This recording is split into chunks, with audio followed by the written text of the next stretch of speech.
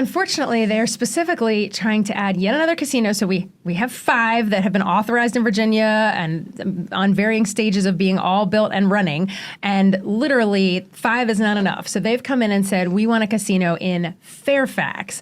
And, their idea is, this is a big population area. This has a lot of money, this area. This touches a lot of other states. This is like where we want to basically, I would say, exploit those that have addiction. And so they've put this forward and to add Fairfax to the list of places that we already have a casino. It's Senate Bill 982. I know we have a lot of Northern Virginians that want to weigh in on this, so I want to make it clear what you can do. So it's Senator Surville's bill, and really we have got to help these legislators understand that these casinos do not create revenue. They take revenue many times from the people who cannot afford to be giving it to the state in losing money.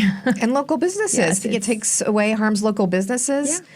Well, and there's also safety issues. So, I mean, I think folks are aware that casinos are a magnet for things like gangs, things like sex trafficking. And Tyson's, I mean, this is a pretty urban area anyway. So they have some of these issues already flagged up there. The last thing you need to do is sort of bring in one more thing that's going to kind of increase all of those activities. Yeah, my understanding is they're looking at the Tyson's Corner area, which I would think would be really important to a lot of Fairfax families.